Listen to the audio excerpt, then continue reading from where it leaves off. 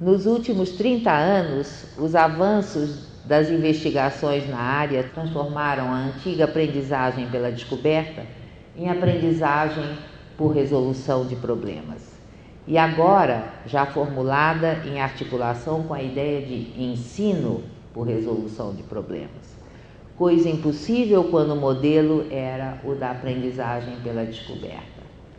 Eu não sei, mas algumas pessoas aqui devem se lembrar que quando nós começamos a falar de alfabetização e de psicogênese, a gente tinha um medo mortal da palavra ensino.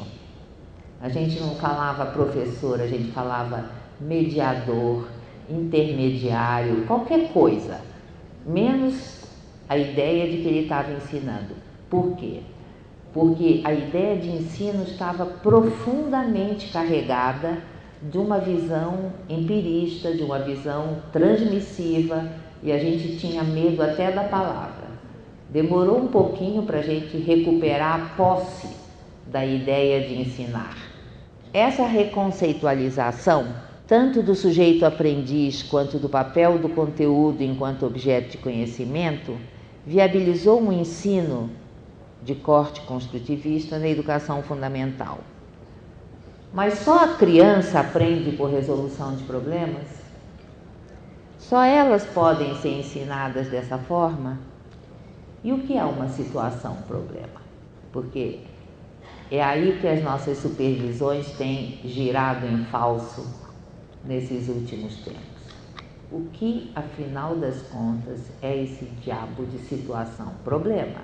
Foi nessa encruzilhada que eu penso nos perdemos um pouco. E é ela que vem reaparecendo com força nas supervisões internas do ler e escrever.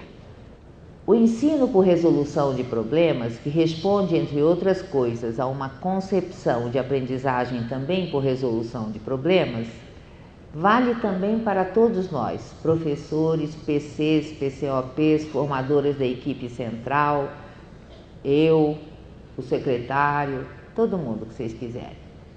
A análise das pautas de formação e das reuniões no HTPC tem mostrado que o objeto situação-problema não está suficientemente claro. Parece estar misturado com a colocação de questões para reflexão ou a problematização de um conteúdo. Não que isso não seja também parte da formação, mas a capacidade de construir situações, verdadeiras situações, problemas para a formação é uma necessidade. Num texto já bastante antigo, eu escrevi, vou me citar, diz que é feio fazer isso.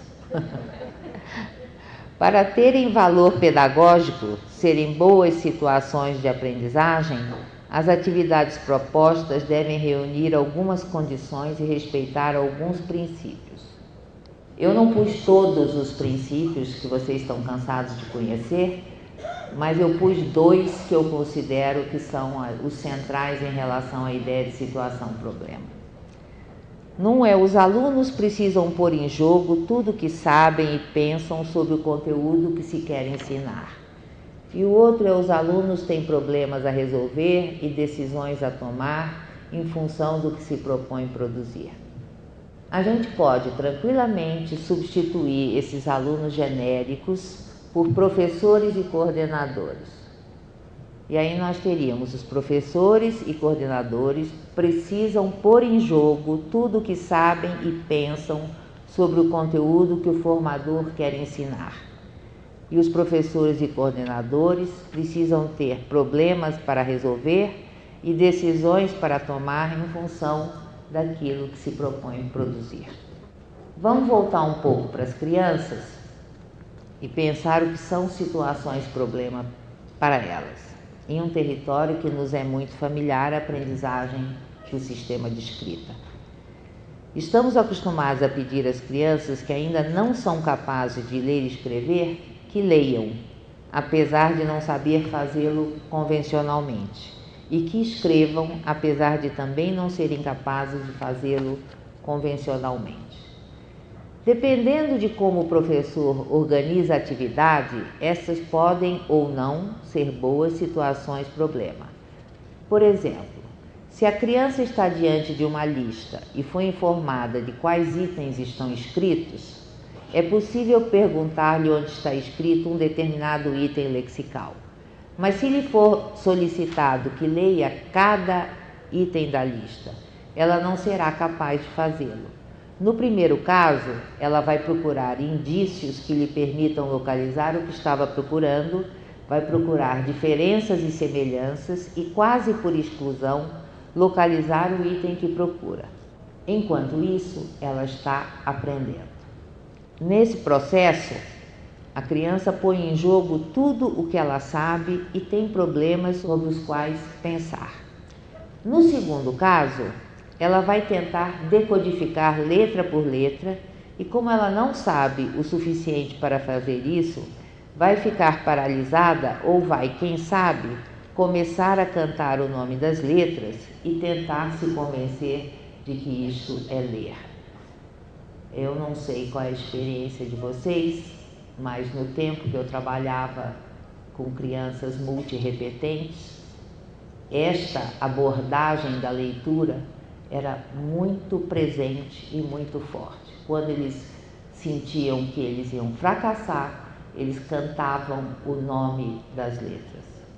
Eu não sei se a experiência de vocês confere, porque eu, na verdade, trabalhei com grupos de crianças que já estavam repetindo há 5, 6 anos a primeira série. E aí realmente já não tem mais um caso, você tem uma patologia, né?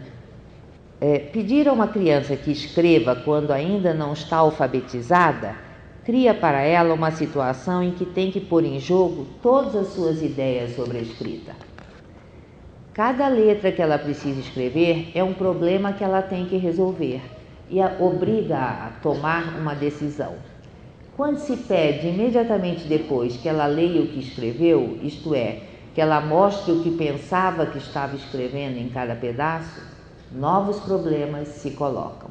No entanto, se o professor pensa que esta atividade, que é escrever mesmo que eu ainda não seja plenamente alfabetizada, é apenas um pretexto para demonstrar o princípio alfabético, se ele vai induzindo o aluno a colocar todas as letras devidas, o aluno não tem mais um problema sobre o qual pensar. Tem apenas que descobrir o que o professor quer que ele faça. E quanto mais a criança perde tempo tentando descobrir o que o professor gostaria que ela respondesse, mais ela se atrasa. Porque para avançar no processo de aquisição do sistema de escrita, ela precisa de espaços de reflexão. Não se aprende porque se acerta, e sim porque se tem um bom problema sobre o qual pensar.